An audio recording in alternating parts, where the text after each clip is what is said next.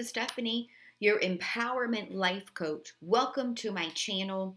I hope that you've already subscribed to my channel. If not, if this channel blesses you, please subscribe so you can join this community.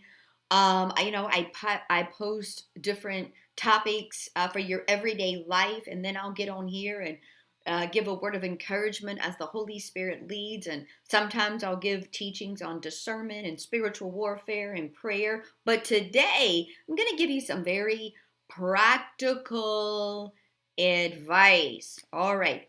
Who doesn't want less stress in their life, right? I know I do. And I'm going to share with you ways that you can cultivate less stress in your life by incorporating these 7 practices into your daily life. Who is not excited about less stress, right? I mean, there are ways that we can incorporate what I'm going to share with you today so that we begin living such in a peaceful state. And I truly believe that's how Christ wants us to live, in that state of peace. But don't you know, life happens and we kind of get off course sometimes, right? But I'm going to share with you 7 proven ways that you can cultivate into your life to have less stress. So who's ready? Stay with me because I'm going to list all 7 in this video. But then you also want to check the link below, because the link below I'm going to have where you can click onto my blog and get this full teaching today in written form, so you can have it for your own viewing. Okay, so double teaching. You get it through my spoken word and then the written word. So double teaching. All right, let's get started. Okay, so have less stress by cultivating these 7 practices. Number 1, slow down. That's right, slow down. So many of us are in a hurry. We wake up in a hurry. We leave our home in a hurry. We're in a hurry in traffic. I don't know if you're one of those ones that, are in a rush to get from point A to point B. You're just in a hurry. Well, that creates stress, okay? When we are operating in a state of hurry, we are going to be stressful and full of anxiety. So my recommendation is start your morning slow, right? Which means you're going to have to get up a little earlier so that you don't rush around in the morning and that you don't leave in a hurry, that you're not in a state of panic. Because if you start your day in a state of panic, it's very likely that's how your day's going to go, okay? So start your morning slowly, okay? And have that mind frame as you get in your car, whether you're traveling to work or volunteer or taking your kids to school. Don't be in a hurry to, because I know I have to, speak to myself about this. For some reason, I don't know if you're like this, but when I get in the car, I feel like I'm in an Indy 500 race. For some reason, I don't know what that's about. I do, I've always had fast cars and like to speed. I don't anymore, and I have that for a reason, because I don't want to be in a hurry. All right, I'm not in an Indy 500, and neither are you. So slow down. Do the speed limit.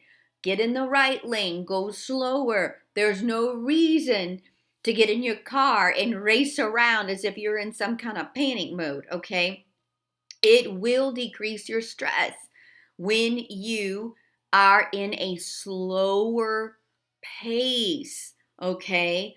If it's something that I do, where if I feel like it's a time or a day that I have a lot of extra things to do, that usually will stir me up as far as woo, woo, woo, right, racing around. What I like to do is I ask the Holy Spirit to help me. I say, Holy Spirit, will you increase my time, my energy, my strength? And you know what he does? I have more than enough time. See, God is in the business of increase and multiplication. Why don't you try that? Why don't you ask him to help you multiply your time instead of rushing around. So that's number one. Number two, have balance in every area of your life. Okay, so if one area of your life is more than the other, something is going to be off. So let me give you an example. If all you're doing is working, no time for any recreation or Sabbath or any serving, if it's just all work, your life's going to be off balance, okay? If the only thing you do is, let's say, watch TV all day. That's the only thing that you're doing. No, you don't do anything else, really. Your life's going to be off balance, okay? If the only thing you do is serving other people, that's it. You don't do anything else. You don't take care of yourself. You don't do anything else. Your life's going to be out of balance. You want balance in every area of your life, okay, so that you can have less stress. Because if you are trying in one area or two of your life where you're trying to just, say, hey, that's where I'm going to focus and that's all I'm going to do, we're not created that way. We're created for balance. So, balance in everything that you do, your work, your relationships, serving, okay, every area, okay, balance, all right. God is first, all right, and then your spouse, your children, and then those other things will come behind it. Okay, so always make sure that your balance is more heavier with the Lord, okay, and then your spouse and then your children, but have balance in every area so that you can have less stress. Because think about this, if all you're doing is working, you're going to be stressed. If all you're doing is serving, and you're never taking any time for you or anything else, you're going to get burnout and you're going to be stressed. All right, so balance, number two. Number three, say yes to the great things and no to the good things. All right, this is a difficult one. Making sure my microphone's on. All right, so many things come in your path, all right? And they appear that they're good things, and they are. Some of them really are. Some are distractions from the enemy, so you got to be a discerner and use your discernment. However, some things are just good, but some things are great, all right? And here's the thing. If you say yes to all the good things that come in your life, guess what? Your life's going to be off balance. And you're not going to have time to do some of the things that you may really want to do or get done or accomplish. So recognize when something comes your way, you need to ask yourself, ask the Holy Spirit, is this the great thing for me or is this the good thing for me? Because things that are not the great thing for you can deplete your energy and strength. So when the great thing happens, you're not going to have the energy and strength to do it. This will create less stress. Do you know you're not supposed to say yes to everything? I know it appears that you should, and you watch other people, and it seems like that's just the culture that we live in. Yes to everything. However, because in my own personal life, I did that at one time, and I suffered greatly from burnout and had to step away from a lot of roles I was in because I thought if something came my way, I should do it, right? But I learned the hard way that my plate was off balance and I was off balance as a result and started feeling not well physically because why? I wasn't taking care of myself, right? So you want to, number three, say yes to the great things and no to the good stuff. Okay, so you have to use your discernment. All right. Number four, create margin in your day. Okay, what do I mean by that? Do not overflow your schedule. Like, don't jam pack it. Okay, if you have something from The time you get up in the morning to the time you go to bed, and every hour, every minute is full, full, full, full, full, well, you are going to not only lose your strength and energy, but you're going to get frustrated. Okay, we're not meant to go at that pace. Remember, number one was go slower. See, just saying it sounds peaceful. Think about it. I want you to just visualize it. Not only going slower, but creating margin in your day, creating white space in your day, creating breaks in your day. That's right. Get your lunch break.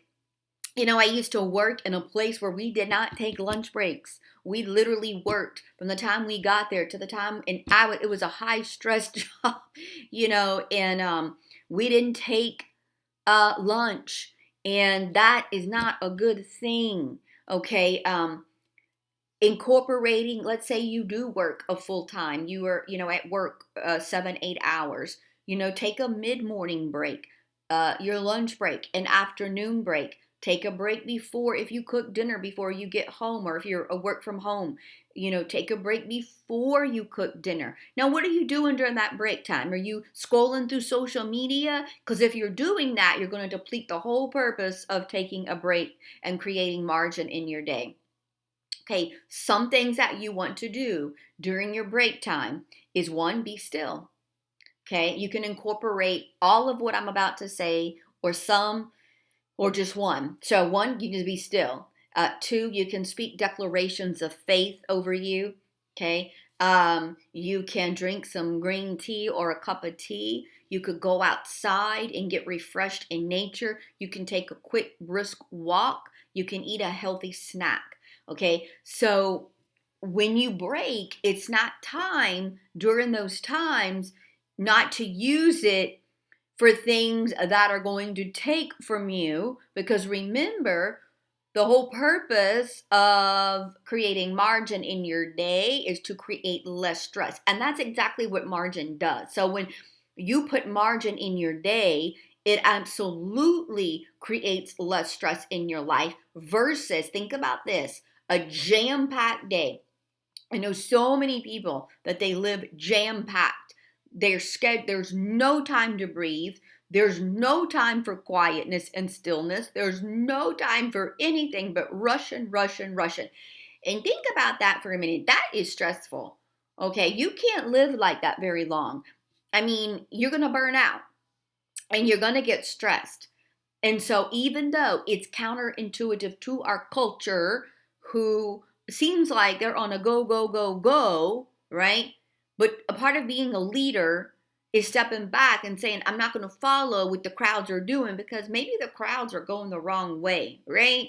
So just because everybody else is doing it doesn't mean you need to do it. You can break free of this, and you can be the example and the influence to others around you when they say, wow, you know what? You always seem so peaceful and relaxed. Why is that? Okay. So number 5, you want to have a Sabbath day at least once a week. Okay. And you want to take time off to recharge as needed. All right. So first let's talk about the first one, taking a Sabbath day once a week. Well, what does that not look like?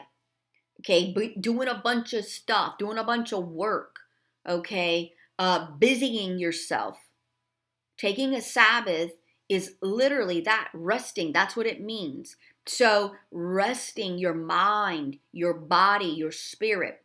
I actually did that yesterday after church. I actually took a real Sabbath. And, at first I did get a little... Oh, I felt a little bored, because I was like, I ain't got nothing going on. Let me get on the phone and call somebody. Let me scroll through the social media. But then I felt the Holy Spirit say, no, rest your mind, your body, your spirit. You don't have to be busy doing stuff. You don't have to be busy over here, busy over there. Just be still. And in that stillness, the Holy Spirit can speak. He can restore. You can get creativity. You can journal. And that's what I did. Not only did I journal, but then I actually wrote my schedule for the week. I had time to do that because I wasn't so busy. I actually took a real Sabbath. I even took a nap and I didn't feel bad about it. I felt like refreshed after. I felt really good that I was able to do that. I ate some good meals. The weather was phenomenal. I even took a bike ride, and so that I felt like, whoa, that was a true Sabbath. So take a Sabbath once a week and then take time off as you need to rest and recuperate. This is especially when you have extra time of high stress and difficult situations. Okay, you want to give your body, mind, and spirit time to rest. And so, what I do is, in addition to the once a week Sabbath, I take once a month. I mark it on my calendar ahead of time and I take off. I take off from work. I just take off. Okay. Sometimes it'll just be a straight out Sabbath and I'm not doing anything but just communion with the Lord. Other times it's just a day of recreation. I'm outside gardening or, pruning or, different things like that. But I will have a day where I just literally, because, we go through stuff, y'all. Things happen and we need time. I don't know about y'all, but it seems like during the week, I don't really have this extra time. You got to write it in your calendar, okay, and make time for it. And so once a month, that's what I do. I get the creativity a lot of the times during this time. I get creative ideas for content and different. So it actually helps my work. It doesn't take away from it. It helps it. But once a month, I will do something that's going to pour back into my spirit, mind, and soul. And I allow Holy Spirit to purge me of anything that I've been carrying this last month. So, number 5, take your Sabbath. Number 6, detach from social media and your phone, okay? And do this often. I cannot tell you how I observe people with their phones and they don't know how to put it down. It's the FOMO, fear of missing out. And so put your phone and stop scrolling through social media. Do this often. Give yourself, let's say if you have to check your social media, like for me, but it's for my business. But I find that I get on there, even for my business, something will pop up and I'm like, ooh, ooh, ooh, ooh. Next thing you know, it's like 30 minutes, an hour. That's a waste of time. So, give yourself an allotted time that you are going to check your social media, but then put it away. And I know if we have the notifications, we need to turn them off because most likely we're going to check them. Because I don't know about you, but like me, if I see them popping up on my phone, I'm like, ooh, let me check that. Ooh, let me check that. Oh, let me read that comment. We need to turn off because that creates stress to always be turned on with our brains checking stuff, notifications, bells, whistles. That creates stress. We need time to detach and not just that, but from our phones. We do not have to have our phone constantly on us, constantly checking. It is rude, okay, to be eating and somebody checking their phone. Okay, put your phone away if you're having a meal with somebody or a conversation. Put your phone away. This is what I do. I especially put my phone away when I'm working and I turn off all the notifications. So I don't know, I have to. And so I don't get distracted. And then there are times during the day that I will allow myself, like on my breaks, to check to see if I had any, missed calls, emails, texts, and then I take care of that. And then I'll periodically, like at dinner, I put it away. And then when I'm resting in the evening, after dinner, I'll put my phone away for an extended time. So I don't have it on. And I know that may be frustrating for some people who may be trying to get in touch with me. But I'm not one of those that are on call 24/7. That's a no-no because that creates stress, okay? So allow yourself to be okay that you put your phone away. People are going to be just fine if they can't get a hold of you immediately, and stop scrolling through social media. Okay, because that whole comparison thing is damaging to you. And that's exactly what happens. All right, people put their best reels, their best posts, their best pics, and then that's what we're scrolling through. And then we begin comparing. And then that does create stress. So stay off and fast from it as needed. Okay. The last one, number 7, you want to start your day off right. Okay, so it kind of correlates with the first number 1, which I said, go through your day slowly, be slower. You want to start your day slow. If let's say your alarm clock goes off and you punch it and then you race because you have to be at work in 30 minutes or get the kids to the school bus in 30 minutes and you're racing. Okay, you're not starting your morning off right and you're going to be stressed. So start your morning off with intention and purpose. That very well means that you're going to have to get up earlier. Okay, but the good news is if you start your morning off slowly, with purpose and intention, you can start your morning off on the right foot and then your whole day can precede that. It's very important how we start our mornings, not to start our mornings rushed, not to start our mornings in a hurry, high pace, panic, gotta get out the door, gotta do this, gotta feed the kids, gotta go here, gotta go there. Think about this right now. Think about starting your day slowly, getting up slowly, having that, if you're a coffee drinker, having that cup of coffee, and then just slowly spending time with the Lord, reading the word, worshiping, and starting your morning, having a nice healthy breakfast, right? Starting your morning with a nice walk, having time to get dressed and put yourself together properly, right? Having time to just breathe before you go out the door. Hey, you may even have time, to make your bed. And I would even encourage you to make your bed. It helps start your day not only on the right foot, but it also sets your mind that you can complete a task and be productive. So I encourage you, make your bed and wash your kitchen dishes in the morning. Okay? Because when you set your day in that tone, when you get off work and you come home from work, you're not going to come home to see your kitchen in an absolute disaster. It's going to create stress. When you walk in and you see kitchen dishes everywhere. When you walk in your bedroom, you want your bed made and you want it tidy because that cultivates peace. Versus walking in your bedroom after work and seeing your bed just thrown all over, blankets everywhere, pillows everywhere, your bed's all that's going to be stressful. And you got stuff on your nightstand, you got clothes thrown all over. I make sure I tidy up in the morning as part of my morning routine. So, I wash those breakfast dishes, I make my bed, I pick up clothes, particularly my husband's clothes he throws around.